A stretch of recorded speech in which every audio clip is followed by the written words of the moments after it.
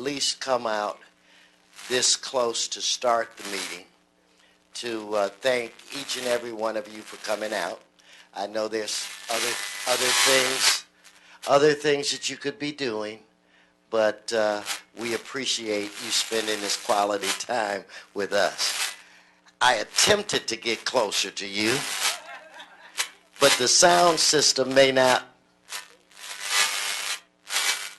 Does this work? Hey.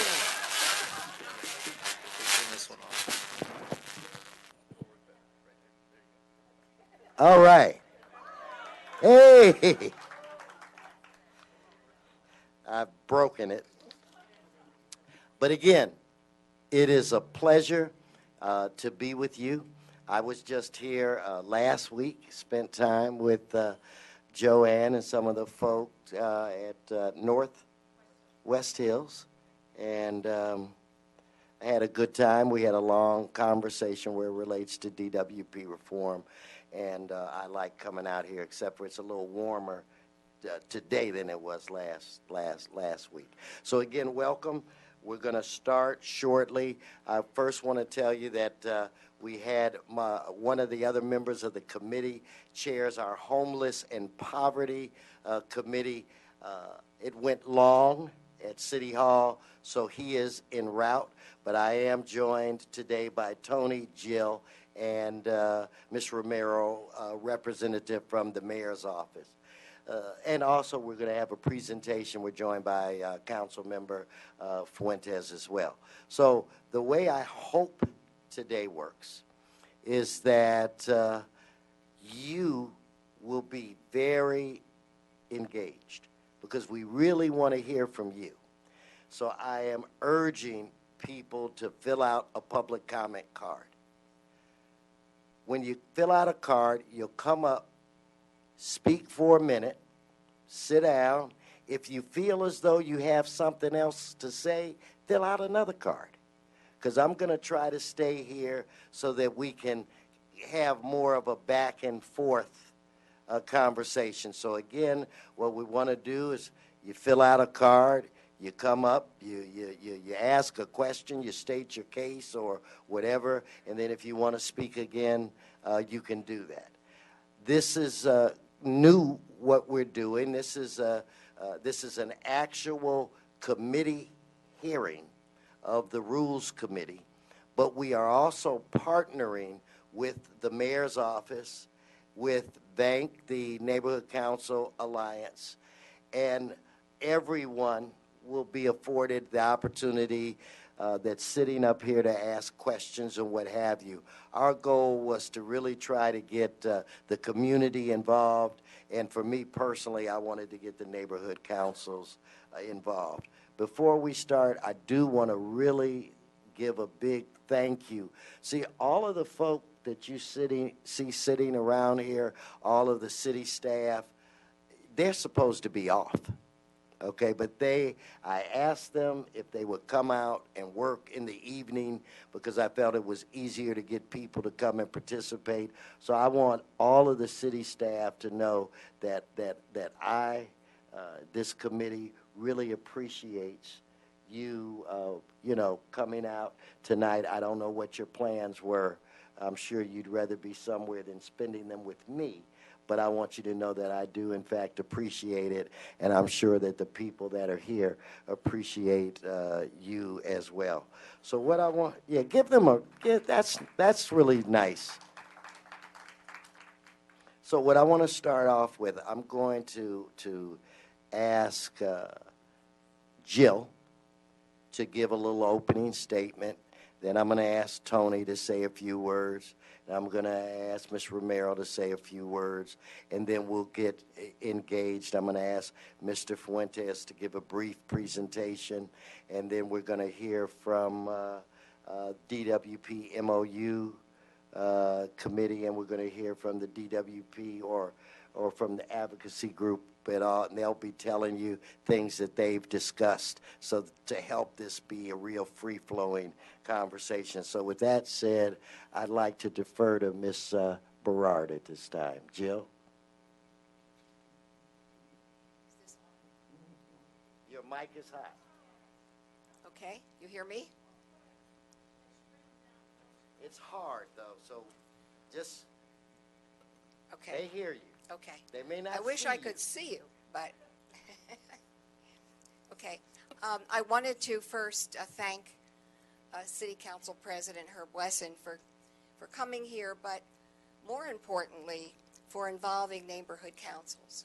This is a very symbolic thing that's happening tonight, that neighborhood councils are asked for their opinion and to really be part of government, because that is what it says in the charter, that we're supposed to bring government closer to the people. And Herb, you're doing that, and we really thank you very much. Thank you. Thank you. And I'm happy to see some bank members here tonight.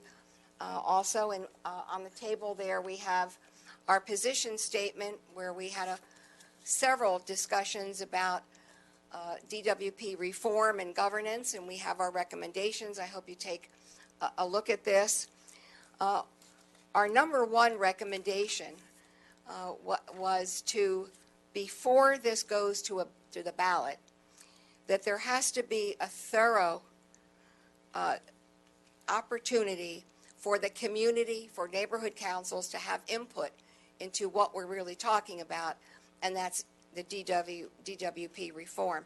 You know, when you ask the average person what they think about DWP and what they would do to reform it, people say, well, will my rates go down?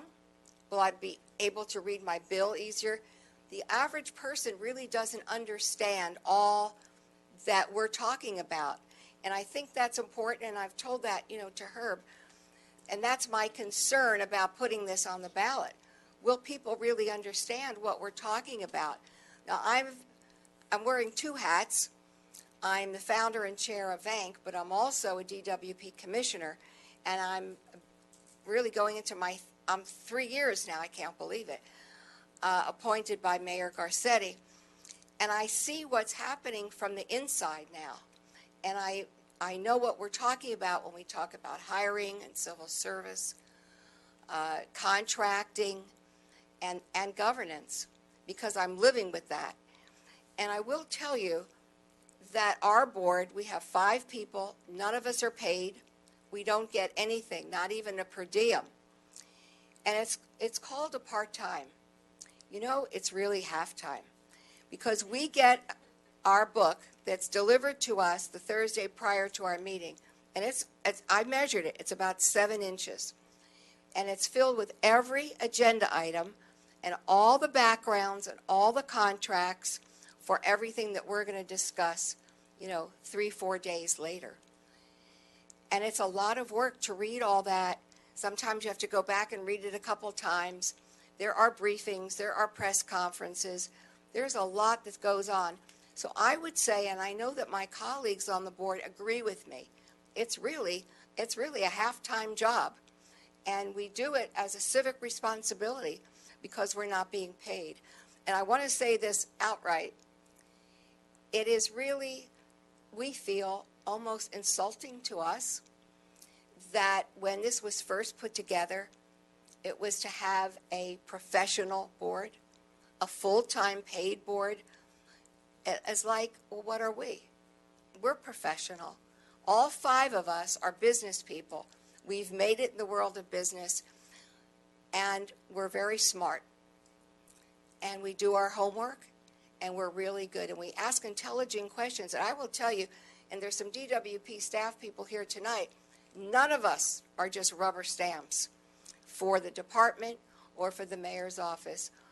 So I think it's important when you think about governance and what the board should look like, it should be diverse. We have 5 people from diverse parts of the city, diverse personalities, and I think that's what makes it work, is the diversity. And I am the only one representing the Valley, and I take that very seriously. I just want to mention, when I came on the board, and I came at a time when the billing was a disaster. You remember that? And wait time was sometimes 45 minutes or an hour and a half. There was a lot of problems going on. And I started talking about the community and service, community service, and what were we doing with our customers, customer service. And the looks that I would get, it was almost like they didn't understand, what do you mean customer service? And one day I said, well, do we have a hotline if somebody wants to call in and they have an emergency? And do you know that there was a menu, this is 3 years ago, a menu, and you had to listen to all the things before somebody said, is this an emergency? And I said, the emergency, do you have an emergency, must be first. So now it's first. And then I've been on a rampage to get our call times down. It went from an hour and a half to now I think it's like a minute. Now this took a lot, of time. Community outreach as well. When I would talk about community outreach, staff would say, well, they can go on the website.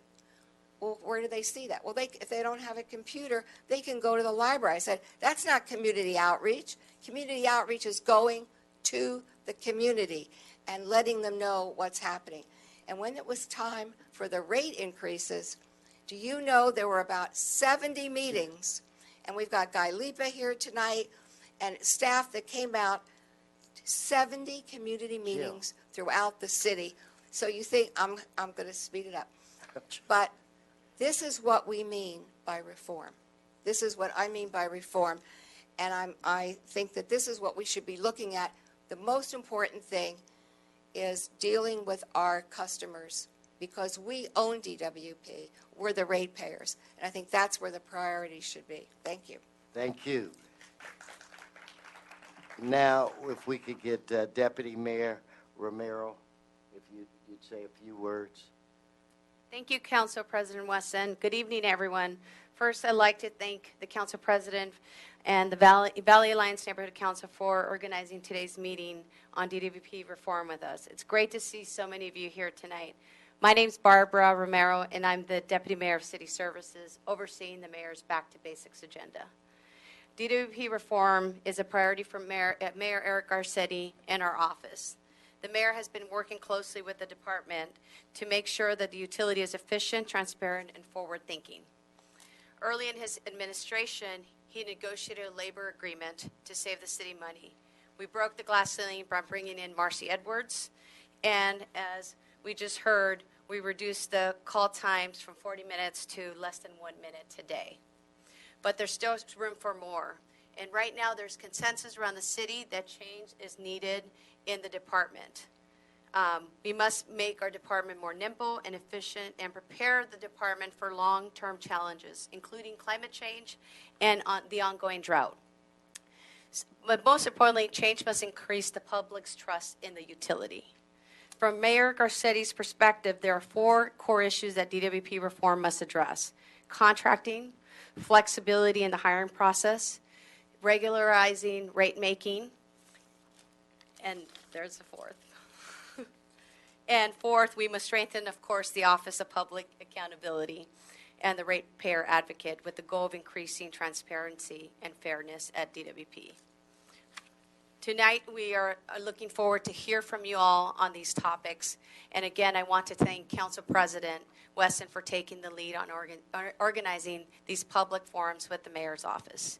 Indeed, tonight's discussion will help inform the Mayor Garcetti's decisions as I report back to him your comments, concerns, and questions. Mayor Garcetti has also started, as some of you know, a working group to dive deeper in some of these core issues. We are looking into these policy issues to understand the options at how best to achieve our goals. The mayor is looking forward and continues to work with stakeholders across the city and continues to listen to what Angelinos want to see from their utility. The mayor and I are excited to be part of this process with Council President Wesson today. I'm here to listen to you all, and the public's utility, we're looking forward that something goes in the November ballot that works for all Angelinos. Thank you again. Thank you. And I just want to say that it has been a partnership with the mayor's office, and I want to thank you. They've been very aggressive in working with us on this. This is our second hearing that we've had in the community. The first one was at City Hall. We're having this one here in the Valley. We're going to have one on the 19th, which will be in my district, which would be at, I think it's 3045 Crenshaw Boulevard, so all are invited. With that said, if I could get Tony, Mr. Wilkinson, if you want to say a few words? And you must have broke a speeding record to get here from downtown. We've been joined by my colleague Marquise Harris Dawson, so we do have a quorum. Tony? This opportunity that Council President Wesson has brought, and his colleagues, actually, everyone on the council who's participating in giving neighborhood councils this opportunity. There are a lot of, this is one, complex. Number two, it's fast moving. There are a lot of reasons why it's not only opportune, but in one case necessary to have this on the November 2016 ballot. In order to do this, our council members have to consider it and vote on it, on whatever the ballot measure is going to be in June. And so even though neighborhood councils are used to saying, well, gee, we normally need, 3 months to get our act together and get our head around this. And when you're looking at the DWP reform issue, there are so many moving parts, it's really a challenging thing to understand. So my message is actually that, first of all, this is exciting. This is a chance to actually participate in the fast-track process that our elected representatives use when faced with a challenge and a deadline.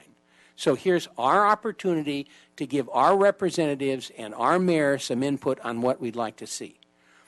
Number two is, yes, there are a lot of moving parts. There's a question of being nimble in hiring. There's a question of changing the contracting system. There's a question of whether or not the department should be able to hire its own attorneys in addition to the city attorney. There are all kinds of parts that may or may not fly on this. But it's not important that people get their arms around the entire thing. You don't have to read 70,000 pages. You can just say, I heard that you're trying to eliminate civil service. I oppose that. And actually, from my own perspective, I want to interject that I think politically in this city, we're not talking about that. I think what we're talking about is the potential for a new civil service system that preserves the right to jobs and preserves an internal hiring path, but is more nimble. But nevertheless, all you have to do is to take one thing and say, I like that, or I object to that. So this is, you don't have to get your arms around the whole package, but it's really critical that things you feel strongly about, you let us know now. So that's the purpose of this meeting. Yeah, and Tony makes a real good point. I mean, you can go through this step by step and give us your recommendations. You can just say you support the concept of reform, or you can say we just want to get our bills on a monthly basis, whatever, but we do want you engaged. So I'd like Marquise, before we have Mr. Fuentes kick this off, would you like to, Mr. Harris Dawson, would you like to say a few words?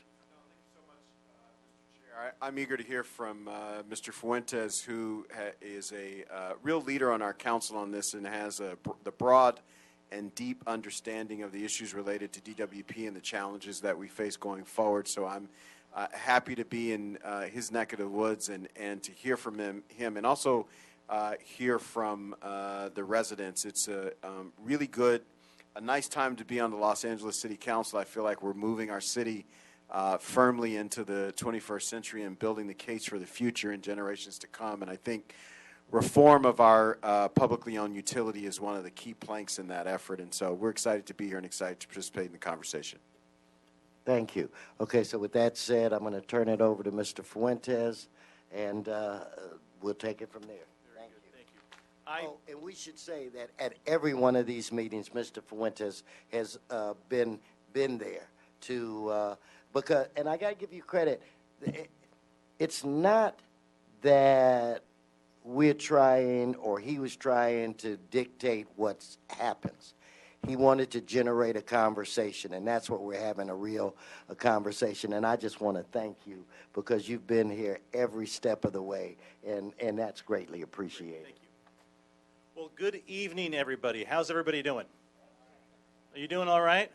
You must really be excited about governance reform to spend your evening with us. So I want to thank you, first of all, for making the time, because as some of the previous speakers had mentioned, this is not a sort of easy or very typical conversation that we have in the city of Los Angeles. In fact, we're talking about amending our city charter, which the last time we had this conversation, we got some tremendous benefit. We were able to figure out how to move decisions closer with area planning commissions, and we were able to make sure that we connected City Hall with neighborhood councils. And we did a lot of other things in the charter, but I think those were the two big takeaways. Now, every time the city of Los Angeles has had conversations about the charter, it just seems that we never ever get to the Department of Water and Power. And I think it's been unfortunate, but in some ways it's been a really good thing because we have learned so much over the last couple of decades with all of the studies and audits that have been done of the LADWP that gives us, I think, more information to be a little bit more particular about what it is that this utility needs and can do for us. So let me just sort of set a little bit of the thinking here for us as we make our comments. This utility is owned by each and every one of us, all of the ratepayers, the rate base. And there's a real distinction between what a ratepayer is and what a resident is. The ratepayer obviously is the folks who are paying the bills. And I think ultimately what we want to do is we want to make sure that we're getting the most bang for our buck, which is why I introduced this motion. Now, I mentioned there's decades of information saying what it is that this utility does very well, and there's a lot. But there's other things that help us understand that this utility isn't nearly as nimble, effective, and sometimes not efficient. And it's not, I think, something as simple as blaming a board or the workforce. I don't think that's it at all. It's the rules by which the utility operates that makes it slow. Now, there's been a time in this city history where slower is better. We have had charters that made it so that the utility was more autonomous. And in some ways, I think where we are today with innovation, where it is that we want our economy to go, and what it is that we expect from this utility, we might benefit, depending if you all agree at the ballot box, we may benefit from having a little bit more independence at the utility. So ultimately, I think that is the framework that you all sort of think about, what it is that we want from the utility, and what does independence bring. Now, the motion that I introduced in January has evolved, and the conversation thankfully has moved forward, and in large part it's because all of you have participated in one form or another. So we're going to continue with that participation and hopefully get something that is worthy for all of our consideration to decide on whether we put it on the ballot or not. But I wanted to just leave you with a couple of ideas. The governance structure is something that I think simply needs to be really, really looked at. The utility operates in a way where the governance structure bends and moves back and forth between the city of Los Angeles, people like the city council and the mayor, and people like the commission. It's that sort of back and forth that I think doesn't create all of the efficiency that the utility could and should have. So I want to figure out how it is that we have a conversation to fortify that.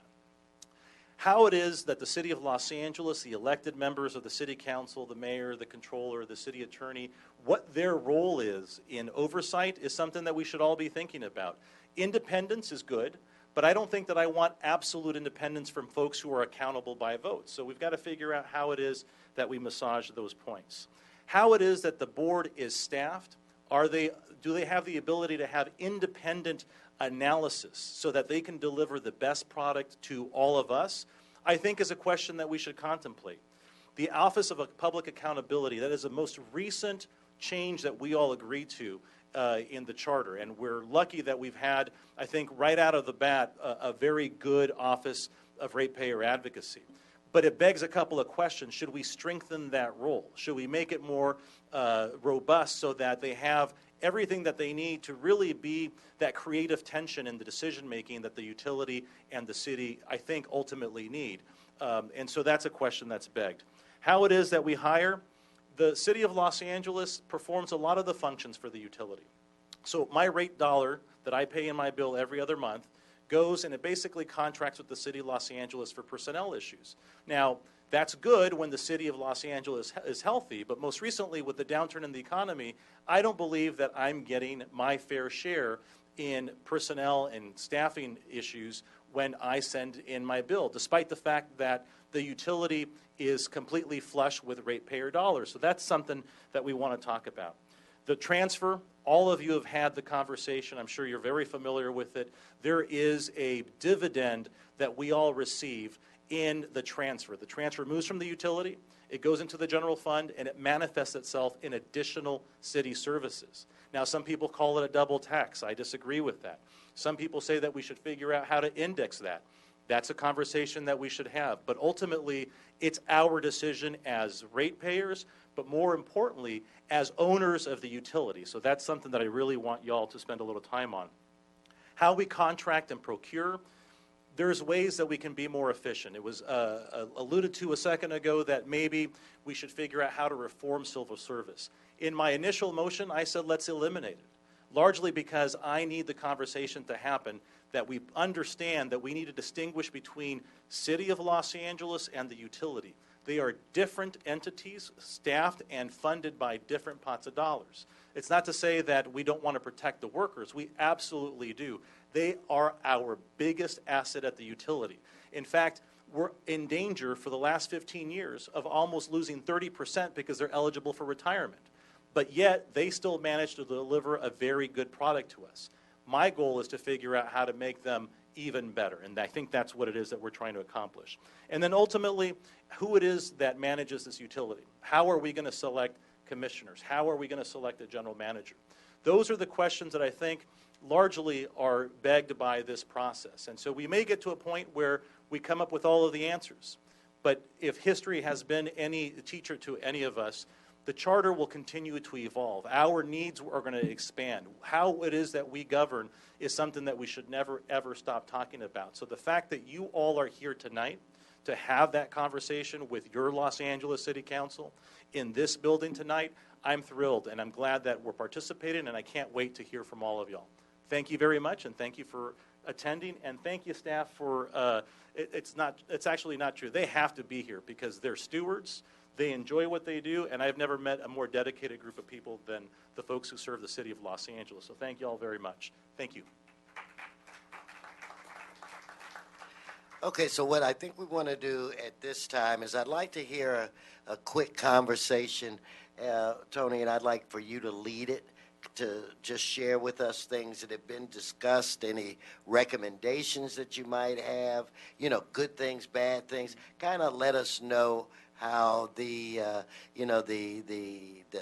MOU, the advocacy, DW, how you know, what are your thoughts? So why don't we start with that, and I guess you and Jill might go back and forth, but I'm going to kick it over to you. Sure. Well, one of the things that we have, of course, we're really blessed to have a memorandum of understanding between neighborhood councils and the Board of Water and Power Commissioners. And it's a legal MOU, and it's a best effort MOU. It doesn't require anything, but it is its purpose is threefold: to get advance notice on rates, to information share between neighborhood councils in the department, and to advocate for one thing, which is openness and transparency. We also have my friend Jack Humphreyville's general manager Nichols called it the Pitchfork and Torches Committee, and that's a completely independent committee that can go advocate for things. The reason I mention this is that the MOU group, when we looked at the opportunity that Council President Wesson and the mayor gave it to us, we realized this is such a complex situation that our neighborhood councils that we represent needed maybe some guidance. So we sat there, and not as a position statement, but just a consensus in the room, said, having followed DWP and looking at Councilmember Fuente's original motion, do we have some consensus among ourselves about what we might suggest? So that's how we came up with a list that's been incorporated or changed in various ways by people like the Van Nuys, the Valley Alliance of Neighborhood Councils. But it's not a position statement, because all we want to do is to enable individual neighborhood councils to come up with their own solutions. So that's the dialogue, I can tell you, that's going on is there. If you give the power to appointed boards, how are you going to make certain, just as Councilmember Fuentes said, that our elected representatives, there are representatives, don't let this thing get out of hand if a course correction is needed. And personally, while the mayor and most proposals would probably appoint the commissioners, the provision so that we get some stability is that they would be expected to serve their full term. And if there's a new mayor, they wouldn't turn in their resignation and we just see a new politically appointed board. So I actually look to the city council as being the big check and balance. I'd like to see the city council basically have a veto power over the big decisions of the board, because this will give the board some pause and not let it just go crazy with the amount of new authority that's given, if the people decide to do so, through removing some requirements in the city charter, like the requirement to use the city attorney, the requirement to approve contracts over $150,000 or whatever it is, the requirement to use the exact city civil service system. If you remove that requirement, yes, you don't have to have civil service at all, or you could keep civil service and do it your own way, or you might even have your own set of exemptions. I mean, there are a whole bunch of possibilities, and whatever this board were to come up with, I'd like to see my elected representatives basically have a big veto. Nope, you're not going there. So that's part of the discussion. How do we protect everyone through some kind of check or balance? And the other thing is the people with an interest, both our city council people and the mayor, who have policy objectives, there should be some way that we can make certain that the department is adhering to those policy objectives in a way that's good for ratepayers as well. So this is the kind of discussion where we'd really like to have public input, because this is not something that a bunch of policy wonks who follow DWP monthly can really come up with. It belongs to everybody in the city. But this is the background, that I want everyone to understand, that everyone involved in this process is concerned that there be checks and balances, and there be some way that people like the mayor can have their policy objectives reflected in the actions of the department. The question is how to do that. The ballot measure will probably not have all the final answers. What it will do is to enable a newly empowered board to get the public answers in a public forum. Remember, it's a public group where we can make public comment. We can see the business of the public done in public. The council can too as it goes forward. So this is not going to be a secret process. But the ballot measure is the beginning of a process. It's not necessarily the end. Thank you. So, Jill, did you want to add to that? Or I can go right into some public comment, and then I want to have Dr. Pickle come up, but you may want to jump in. I do want to. Can I move this? Yep, you can move it. Yeah. Whoops. You see, I broke the one. God. Okay. I think that when we talk about restructuring DWP, we need to restructure it so that we create efficiency. That's what we're all looking for, that things move faster and are more efficient.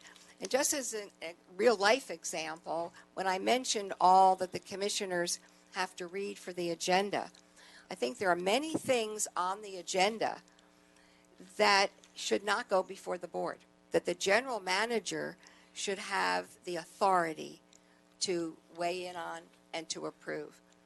Because now it goes to us, why should the Board of Commissioners be voting on toner and ink for the bills?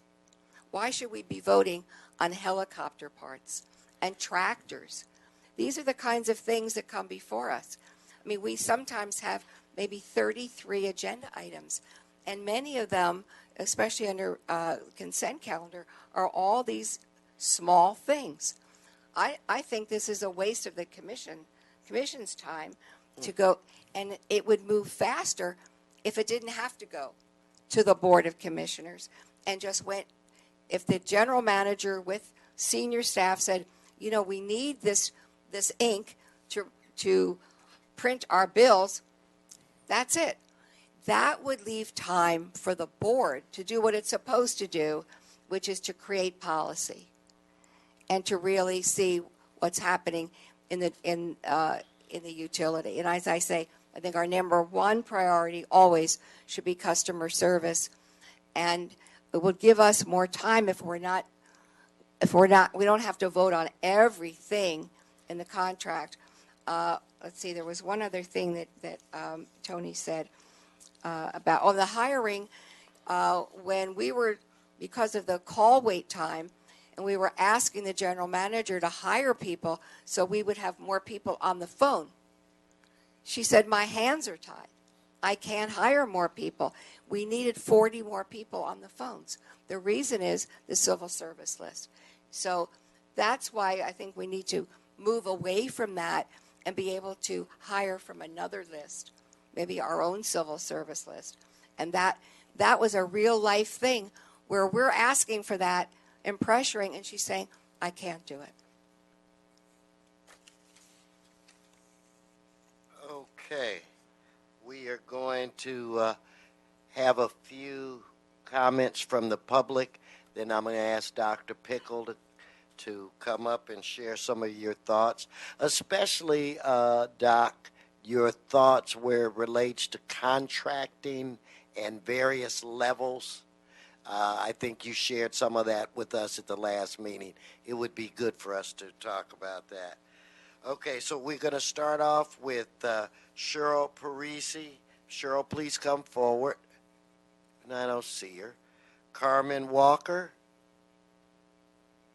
No? Teresa, come on up. I saw you.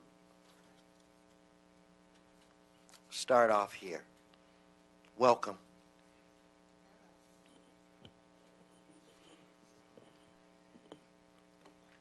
Hi. I'm Carmen Hayes Walker, Vice President, AFSCME Local 3090. I wanted to make sure that we continue to remind you to keep it in the forefront that we're opposed to removing civil service from the DWP, that it really will be negative impact on the current employees that are already working for the city who go back and forth between the departments, and it eliminates the opportunity in the future for employees to continue their careers within the city of Los Angeles. Thank you. Teresa? Good evening, council members. My name is Teresa Sanchez, and I'm with AFSCME District Council 36. And I'm also with the Coalition of Los Angeles City Unions. We represent 35,000 city employees. I just wanted to let you know that when it comes to being nimble and flexible in hiring and staffing and reforming civil service, we've already begun it. On April 29th, the mayor issued an executive order to all general managers and bureau directors to begin the process of implementing our contract that we just recently got adopted in the city that created an equitable service and jobs restoration program. The city, we negotiated a commitment to hire 5,000 city workers to begin to build back the services that were lost during the recession and the hiring freeze. The mayor ordered all general managers and bureau directors to report to his office by September 30th with a strategic workforce and service restoration plan, and to do it with targeted local hiring and eliminating barriers to employment such as criminal history, credit history, and other traditional barriers to city employment. Thank you. Thank you. Okay, so do I have Irene? Is it Irene Boyd, maybe? Please come forward, followed by Christine Rowe. Okay. Yes. I apologize. I'm going to take a minute out for a personal issue. As an owner of this utility and a customer, I find I am paying more and more and getting less and less. And that's very frustrating. To wit, yes, the phone time is down. Thank you very much. But yesterday, after 2 hours, I still could not get a live individual on the phone. I could go through the robo system several times, but I could never get someone who could actually in person deal with my problem, so my problem never got solved. In addition, again, I have had a very bad personal problem with the DWP that I will not bore everybody with. But I do not know who to contact. I do not know who to go to for help other than to hire an attorney. I have filed a claim according to the instructions online with the DWP, and I received no response. So I filed it again, and this time I mailed a return receipt requested. The receipt came back. I have still had no action, no personal contact, nothing.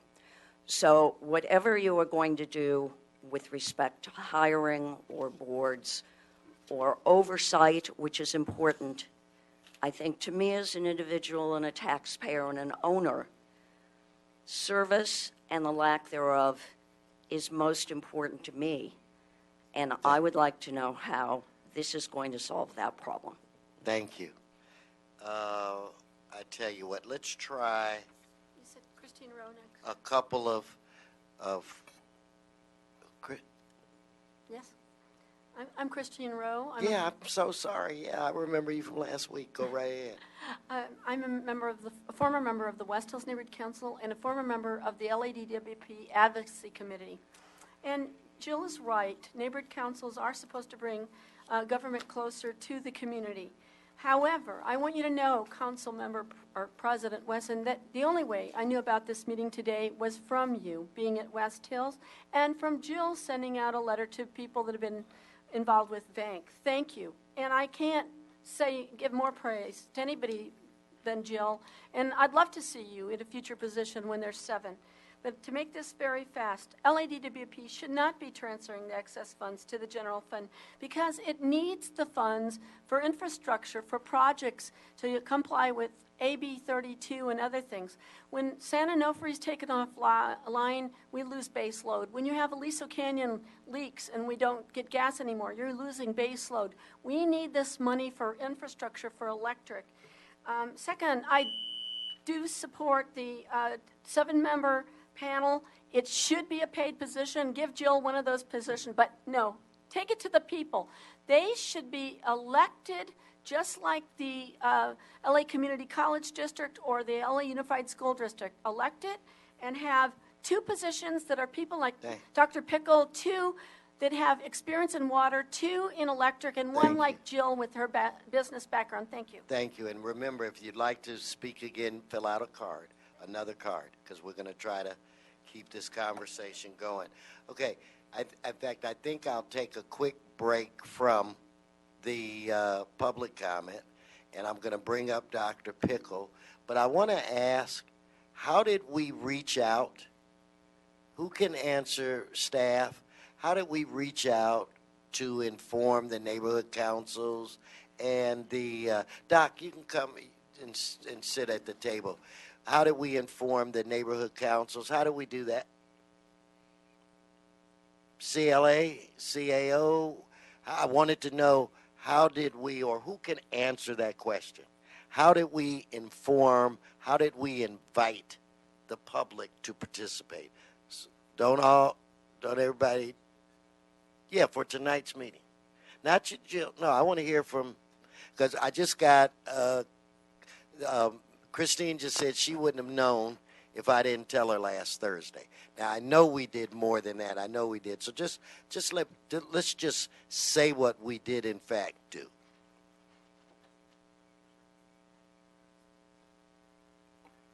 Uh-oh. Yeah. No? Oh, yes. Yep, Yes. Okay. it's- This is Patty Huber from the CAO, and I have to say, I'm coming up to say our office was not involved in the outreach, so I'm not entirely sure what was or was not done. Generally, I believe the city clerk posts its notices and so on. I don't know if there was any communication with neighborhood council or done. I'm sorry, I don't know. Okay, please come. Andrew?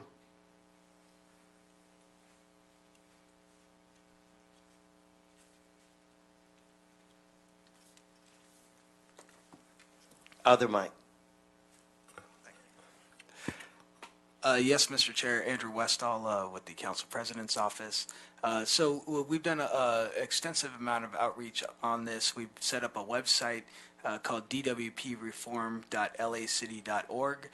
Early on in this process, you had sent out a letter inviting neighborhood councils to participate in this process.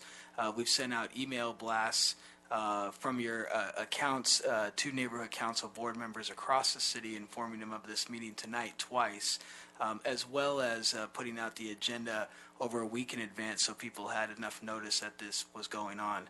We've also worked with the Department of Neighborhood Empowerment to include information in their newsletters, and Mr. Wilkerson has been writing articles in those same newsletters that come out on Fridays with a whole host of information on different topics. Okay, well, let's double the effort for the 19th meeting. Okay, where's Doctor? Oh, you snuck up on me. Okay, now with Dr. Pickle, share with us your thoughts, and then we'll begin public comment again. And remember, if anyone has already spoken, you want to speak again, fill out another card. If you haven't said anything yet, please fill out a card because we really do want to hear from you. Yes, sir. You asked specifically for our comments on contracting? Well, I want you to do what you want. I just want to make Okay. sure that that's incorporated in your quick presentation. But I'll address your question first. Thank you.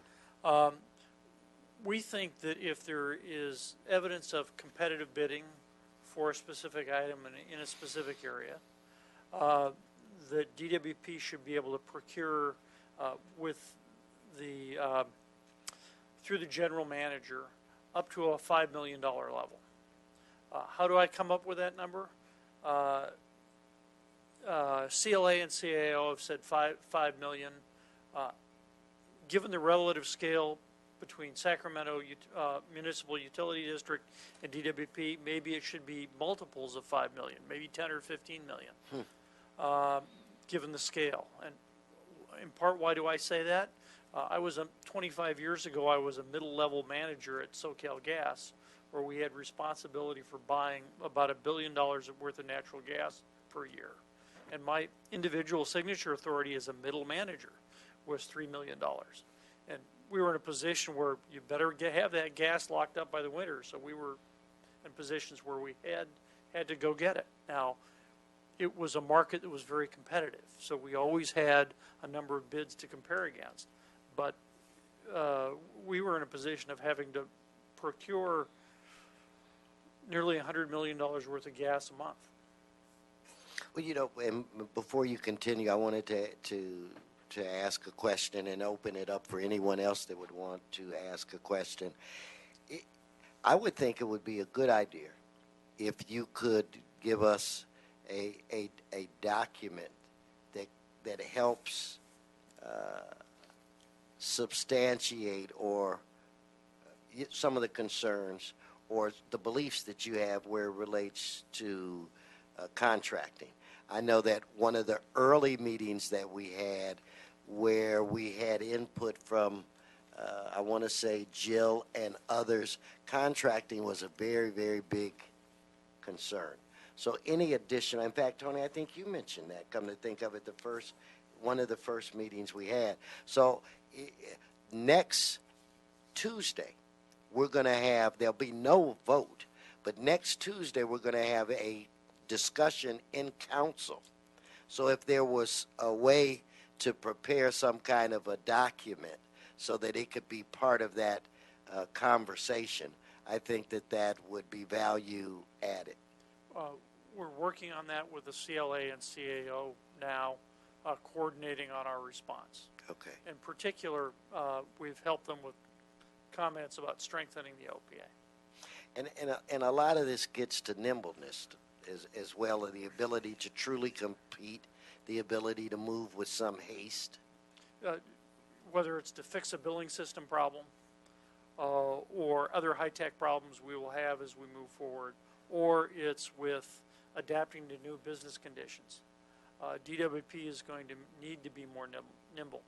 And unfortunately, the billing system fixes demonstrated that we weren't able to hire quickly, we weren't able to contract quickly, and that slowed down our response and lengthened the pain.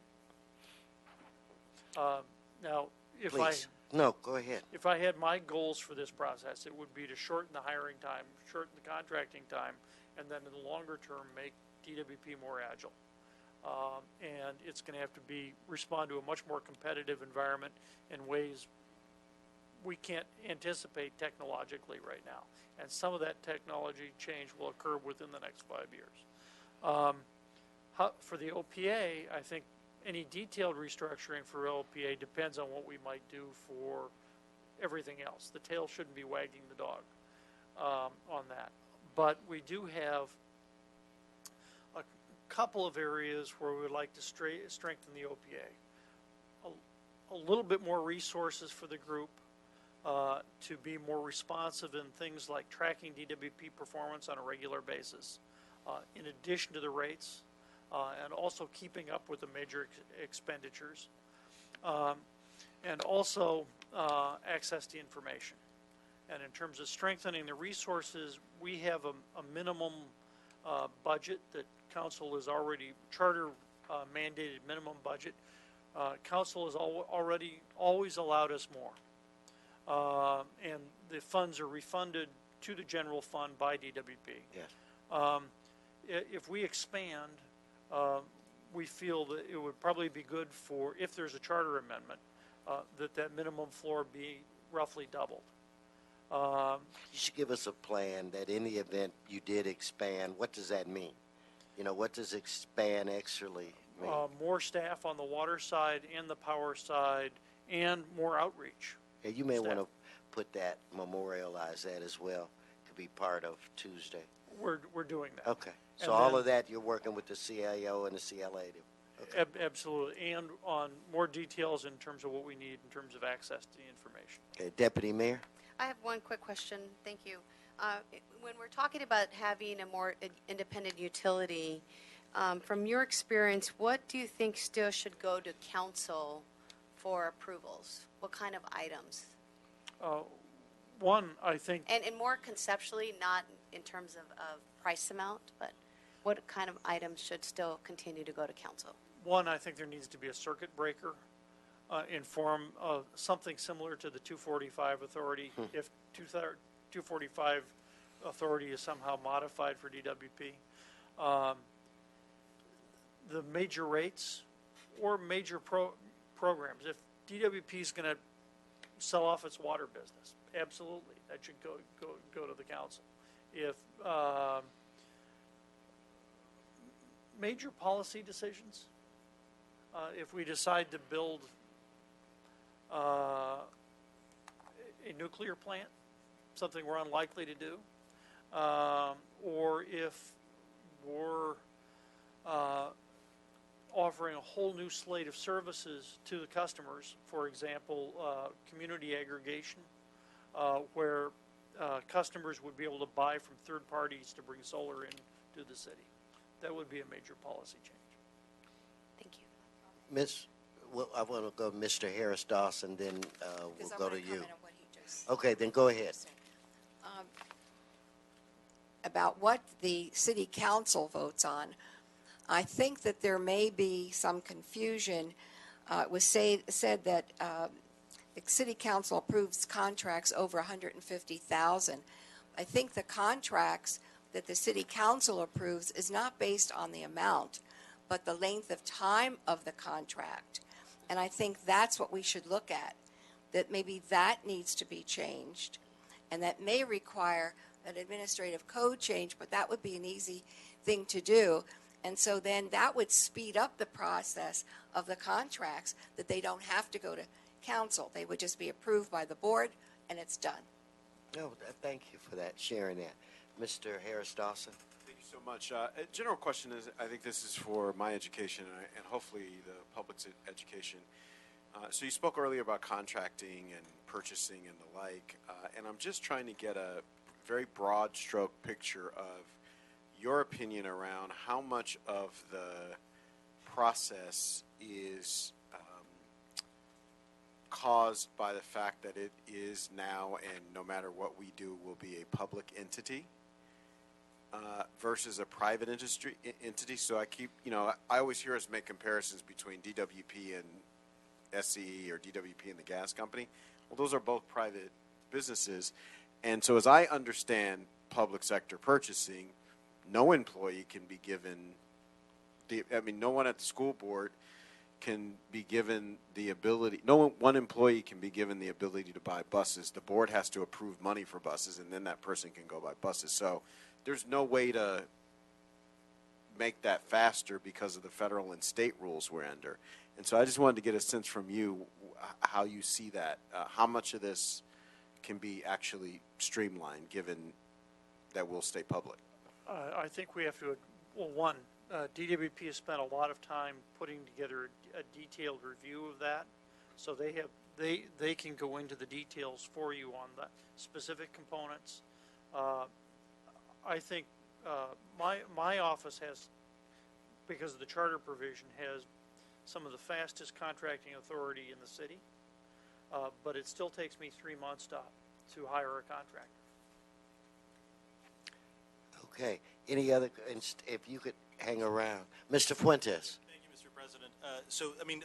One of the things that I think we should not lose sight of is the fact that there are a lot of layers in the decision making. So to Mr. Harris Dawson's point about there being certain things that bind us on how it is that we procure, I couldn't agree with you more. But the ratification of the board for a general manner decision, and then that ratification of that vote by the city council in committee, and then ultimately into the full city council, there is where we can find some of the efficiencies.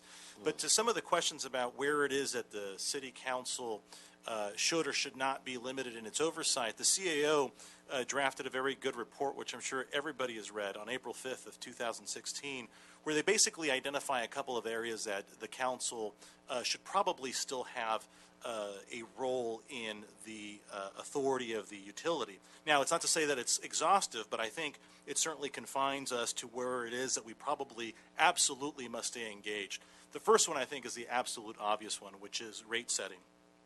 In addition to that, debt issuance, salary setting, the power of condemnation and eminent domain, and surplus water sales, I think those are matters of public and certainly citywide importance. And we probably want to make sure that we have the backstop of elected officials making those decisions. So rate setting, debt issuance, salary setting, power of condemnation or eminent domain, and surplus water sales, those were identified as probably areas that we should absolutely preserve in the jurisdiction of the, or at least a ratification by the full city council. Thank you. Tony, do you want to jump in? You had a question for Dr. Pickle? I had one concern about the surplus water sales, because I'm completely in agreement in terms of this as being one of our huge, precious assets. It belongs to the city. It doesn't belong to the county, thinking of the old grand jury report on why don't we consolidate the asset. But I also worry that in terms of water sales, sometimes, and maybe Dr. Pickle can help me out, it's about where it is and the cost of transport. So you may say, well, we have some water over there, and we need some water over here for our city people, so we'll trade. And I'd hate to see that kind of thing that I view as just an operational trade being hindered. I'm fully supportive of the idea.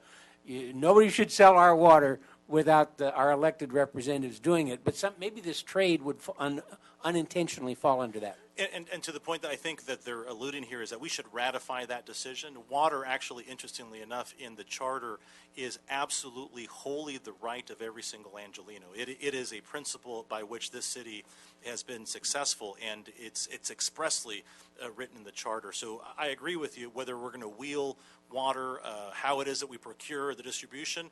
I think from an operational perspective, there's a way for us to manage that better, but absolutely need to backstop that because that is one of the most sacred pieces of the charter.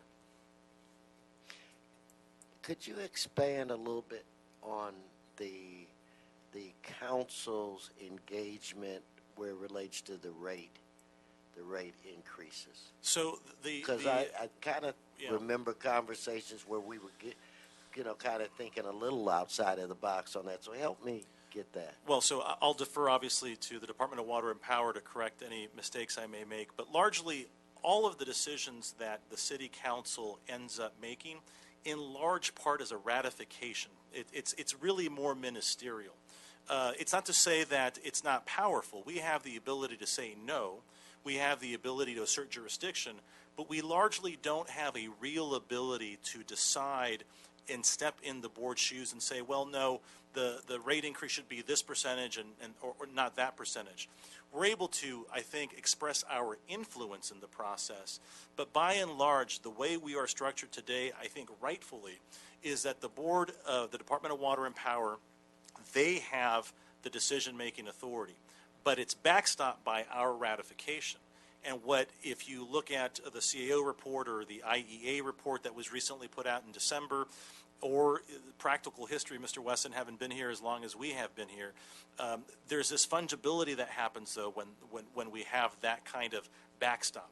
And what I think, this is my perspective, is what's happened is our rate setting has been very lumpy. So it's not what it probably needs or should have been, and that's probably in the heat of the battle okay, but over time, that lumpiness makes it so that we don't actually accomplish what the utility and the enterprise that is LADWP actually needs. So we find ourselves with these fits and stops throughout time that have added up into a really big bill. So all I'm suggesting is that when it comes to rate making, at least initially suggested, we should remove City Hall from that decision and let the utility manage itself, with the caveat that we have the ability to assert jurisdiction through a 245. That's where I wasn't clear. Versus what we do today. It all has to come to us eventually. But I think that element of politics makes for a less predictable future. Now, the good news is the recent rate action, the ratepayer advocate, the board, and more importantly, the community getting engaged, has resulted in something that we should celebrate. We have increased our rates, that's hard. We've increased rates, but as a result, the rating agencies that lend the utility money have actually improved our rating index, which means savings to the ratepayer and to the enterprise. So that's something that we should celebrate. Okay, Jill, and then I'm going to take a couple of comments from the folk that are here. Yeah, I think that we should look at the city council not having a ratification on the rates, and here's why. I think it becomes very political. The Board of Commissioners sets the rates, and this last process was great community outreach. It took a long time, many meetings, and the board set the rates. But then when you go to the city council, they can't change anything. It's just yes or no, up or down, which I think at that point becomes very political. And I will tell you that I had several city council members come to me and say, what do you think I should do? And I told them how we got to where we were with the rates, and each one said, I don't know if I should vote for it because of my election. I don't know how this will hurt me. If you take that out of the equation, that the council has the up or the down, that will not become a political issue, and leave it to the Board of Commissioners. Thank you. Let me go back to the folk that are here today. So Bob, Peppermint Muley, Bob, you're still here, and Joanne, you're next. And again, anybody that's already spoken, you want to speak again, fill out another card. If you haven't filled out a card and like to say something, please do so. Yes, sir. Good to see you again. Yeah, hi. A few years ago, with Deputy Mayor Rick Cole, he sent a bunch of people, city people, to Denver, Colorado, to study the Denver Peak Performance Initiative that they were doing back there, which in private industry is also known as the Lean Initiative.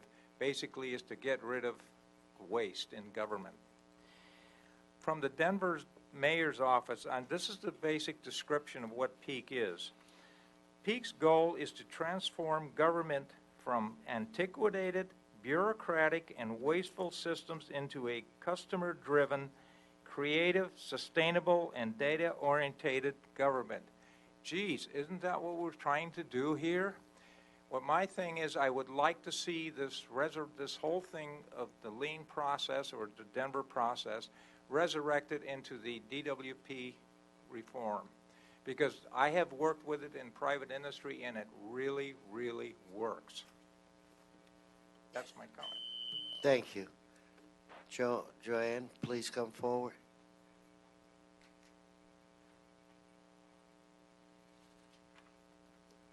Good evening. Thank you for this opportunity. The DWP definitely needs reform, and we support the commissioners having two more commissioners added, and it being a part-time position. And we do support in West Hills them getting a per diem type payment. What I'm unclear on, I've been with this for the past 9 years, and I still do not understand the basis of the transfer fee.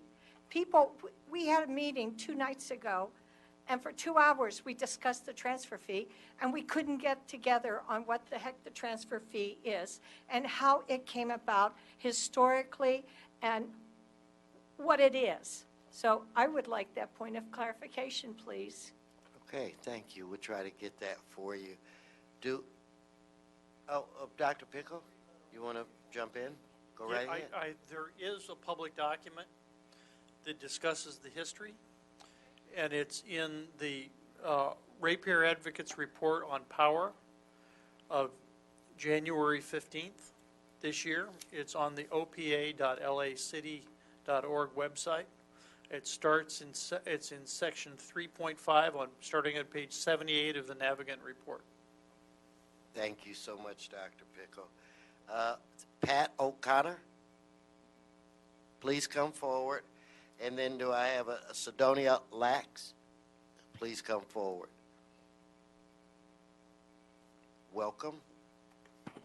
As a customer of DWP for over half a century, which means I've been paying bills probably than most of you weren't even born yet, I have found them to always be accurate, responsive, and very good at billing and taking care of business. If your water bill goes up terribly high, all you have to do is present a bill that it's been repaired by a plumber, and they will take care of the incident for you because it's attributed to a leak that you couldn't help. Just because the phone lines were overwhelmed, you're using this as an excuse to hire more pickles who will ultimately rubber stamp DWP's agenda so that business as usual will go on, except for bloated and inflated additional personnel through lawyers, paid commissioners, just to name a couple. Needless to say, I'm against this motion at all and plan to vote no. Thank you so much. So if I could have, here she comes.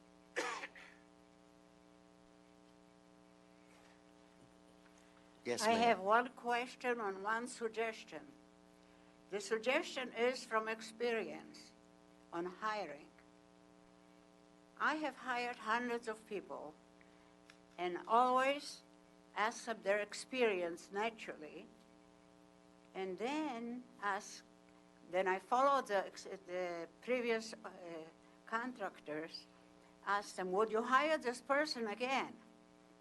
And this is the trick. If the people that they worked for before do not want them obviously you shouldn't hire them. Another one is, I presume your work was Ron Galpern, but are we using 21st century to read the voltage on our meters? Or are we using old equipment? Who's prepared to respond? Do we have somebody? Who knows what kind of meters we are using? Yeah, Nobody. well, I thought we had the guy or Okay, thank somebody. you. Okay, we'll go to Dr. Pickle. Don't I have somebody from DWP, though?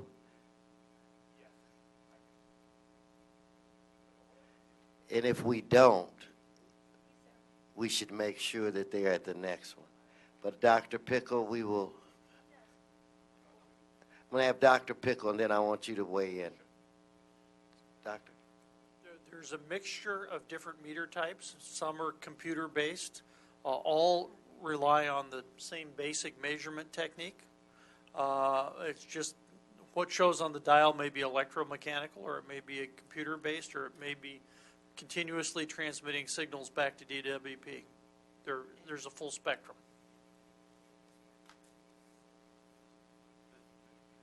The department is currently testing smart meters. We're testing a variety of different types of smart meters. We're actually currently, we have a grant with DOE, Caltech, and UCLA to look at smart meters. We have not deployed them on a broad scale, and so as Mr. Pickle stated, there are a variety of different ways that we are testing how to transmit the information and how to use it. So as we move forward, we will pick a standard and move forward with that. Thank you.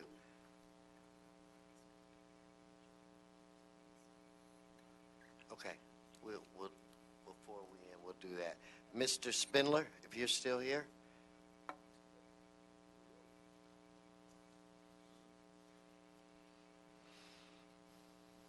So, how do you reform a criminal organization?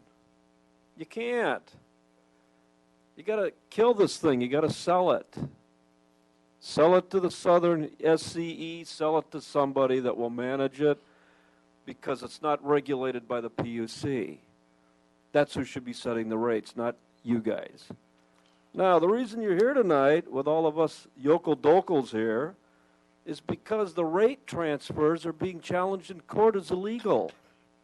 And if the DWP wins, then that means, Mr. Herb Wesson, you have to give up $716 million and give it back to the DWP in one check.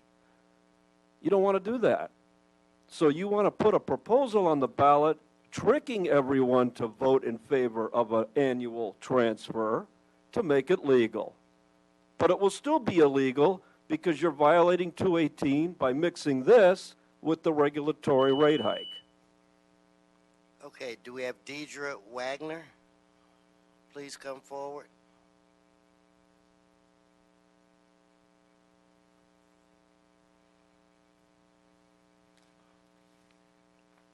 Yes. Hi. I'm here to talk about smart meters. We just got solar panels with a house because they were going door to door saying the governor was trying to save money. So trying to get people to get the solar panels. But, so here we get solar panels to try to help the environment. We were forced just this week to get a smart meter. They are unhealthy. They have caused health conditions. They cause difficulty sleeping, dizziness, nausea, memory loss, problems with concentration, respiratory issues, shortness of breath, ringing in the ears. When I requested to keep the analog, which is a mechanical functioning meter, they declined and said that the only meter that we could have was a smart meter. It harms the environment, It hurts the birds. It's Wi-Fi sending strong signals back to DWP and whoever else, transmitting information. And it harms the birds, it harms the environment, and it harms humans. There has to be some other kind of meter. And we said we heard there's 2 different kind of meters down in San Diego. When the DWP man that came to the house that was super conscientious and contacted his boss at the DWP, he was informed that the smart meter, the net meter, was the only choice. With this day and age, with all the technology and the scientists we have, we should come up with something that is good for people, good for the environment, and stop harming. Thank you. Thank you very much. Okay, I've got a few more cards, but I want to see if there are any other questions or statements from the members of this panel. Did you want to bring up Mr. Taylor, Kevin Taylor, from the mayor's office to talk about outreach and some of the things that the mayor's office has done in conjunction with this committee and what have you? And it's good to see you again. We got to either you're following me or I'm following you. Yeah, that actually touches on what I wanted to comment on, Mr. President. Nice to see you again as well. My name is Kevin Taylor. I'm Mayor Garcetti's West San Fernando Valley area representative. Sorry I didn't jump up earlier when you mentioned this, but some of the work that we did in the mayor's office, I personally sent out an email to every neighborhood council member in the 17 neighborhood councils that make up my area of the West San Fernando Valley. My colleague, Brian Gavidia, who covers the East Valley, did the same. I also announced this meeting at several different community forums, whether it would be neighborhood councils, like where I saw you this week, yes, Council President, or Chamber of Commerce Government Affairs Committee meetings, Homeowners Association meetings, and several other community forums. So we did a pretty thorough and diligent effort. And on top of the neighborhood council members that received emails, several hundred other folks that are engaged in the community that receive at least a monthly email, newsletter, found out about this meeting through our public engagement team as well. Kevin, thank you a ton. Thank you. Okay, and also those of you that you may want to check websites, we do have a website, is dwpreform.lacity.org, and we try to put as much data on that as we can. To the clerk, I'd like to have entered, or as part of the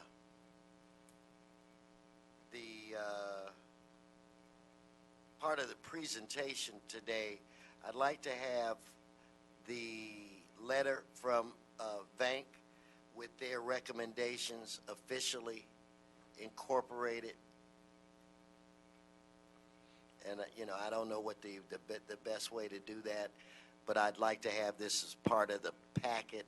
I'm going to be giving a packet of data to council members for our conversation of next week. So this should be incorporated in that packet.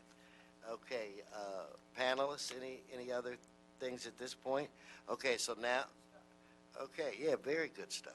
So I want to get Christine to come back up, and Pat O'Connor, I have another card on you, and you can come on up, and after you would be Mr. Spindler. Yes. Thank you. Christine Rowe again.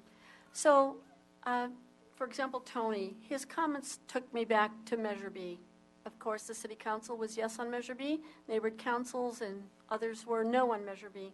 But this is an example of a project. We were supposed to have solar on city properties, and this is why our ratepayer was not here at the time. But, for example, the reason that I personally opposed Measure B was because we didn't have feasibility studies. We didn't know where it was going to go. We didn't know what it was going to cost. So while I support solar, we needed more information. A previous speaker spoke about, for example, transferring this group to SCE. Well, look at what we're dealing with SCE right now, Aliso Canyon, and the fact that they didn't have better oversight of what's going on there, and that's why we have leaking, gas fields. So I certainly wouldn't want to see that transfer. I was at, when Jan Perry was the chair of E&E, now we have Mr. Fuentes, I remember being at a committee meeting when David Friedman went ahead with a large solar project, which I really supported as an DWP advocacy member. But what Jan Perry asked is, what was it going to cost us? And it was going to cost about twice as much as the other energy sources. And so it was killed. So we have to balance these things, and I got a third card, and thank you. Thank you. So if I can get Ms. O'Connor. Yes. Due to the limited time and the pathetic attendance here from the public in general, you've got about 500 chairs there with sparsely, maybe 40 people spread throughout. That's because the people know that DWP, all you politicians and everybody else here on the opposite side of this podium are going to do what you're going to do anyways. So that's why people don't really care to get involved. It was very well publicized. Now, obviously, you already had someone concerned about union busting as a result of this. So for me to ask the question, does this mean there'll be no more union at DWP? The other lady who was one of the first two speakers already alluded to, yes, that will kill unionization. So my summary on this is I think this is just another extravaganza to add more staff lawyers at overrated salaries, which will be passed on to the ratepayers at increased costs through one rigmarole or another. I urge everybody to vote no on this if it does end up on the ballot. Thank you. Okay, Mr. Spindler.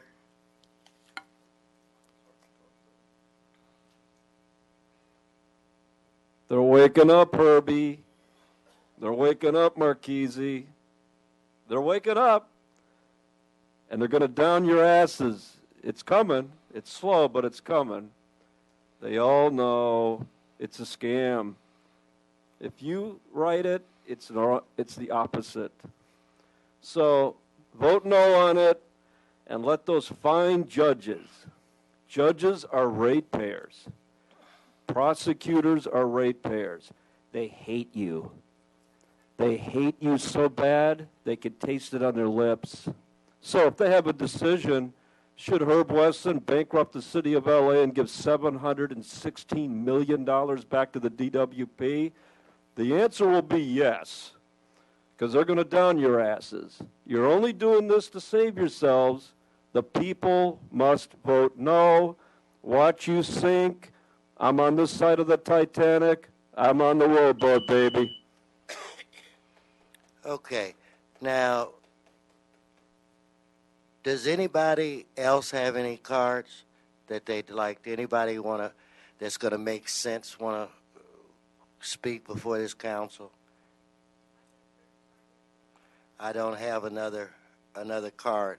So why don't I'm going to defer back to the panel, and we can begin a wrap up. I'll call you. In fact, you know what, Christine, come on up.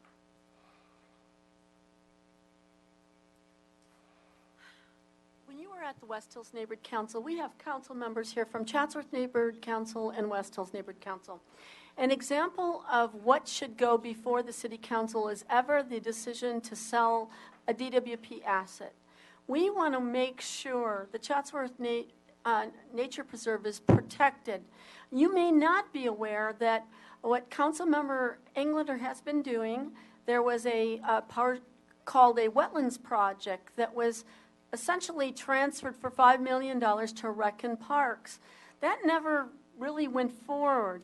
We don't want, in my opinion, that property, the DWP property, to be transferred to Recon Parks because Recon Parks doesn't have funding. They haven't opened up Chatsworth Park South. There's a disaster waiting to happen in at Angel Fest at Sepulveda Basin. So I don't support transfer of that property to Recon Parks or anybody else. We just need water imported when there isn't natural rain for the protection of the wildlife and for fire suppression in the Chatsworth Nature Preserve. Thank you. Thank you. Okay, so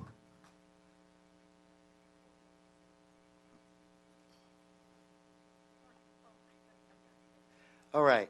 So let me again. I want to look around the table here to see if there are any additional statements that you'd like to say. You want to wrap something up. What I do want is the city attorney here. I just want to go on the record where it relates to Mr. Spindler to indicate that on his card he has given me across this burning a individual in a KKK hood. He calls me the N-word and has a photo of me hanging from a tree. So I just want to go on record to make sure that the city attorney's office knows that this idiot has done what he's done.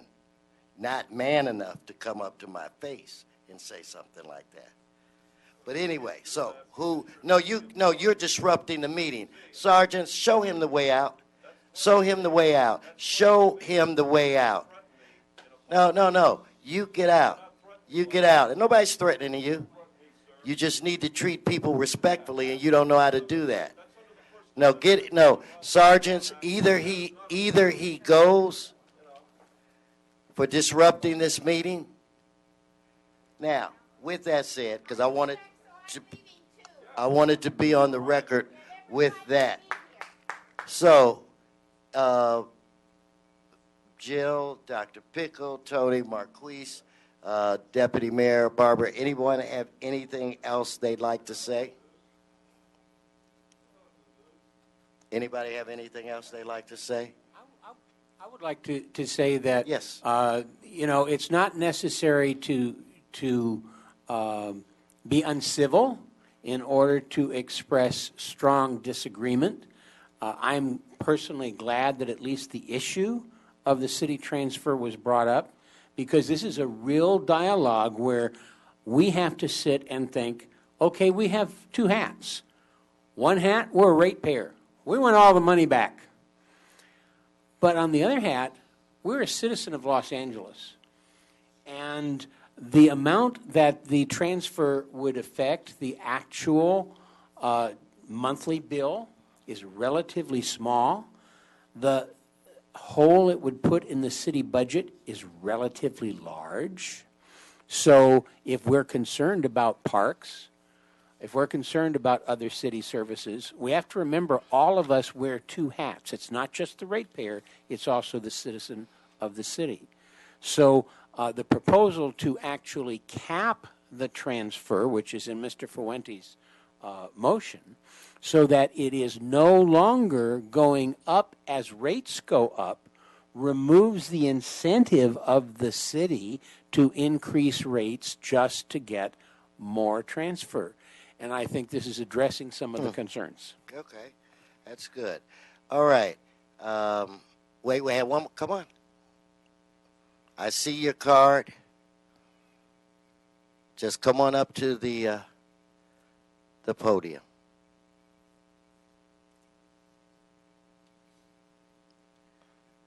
Thank you very much, Mr. Wesson, for letting me speak briefly.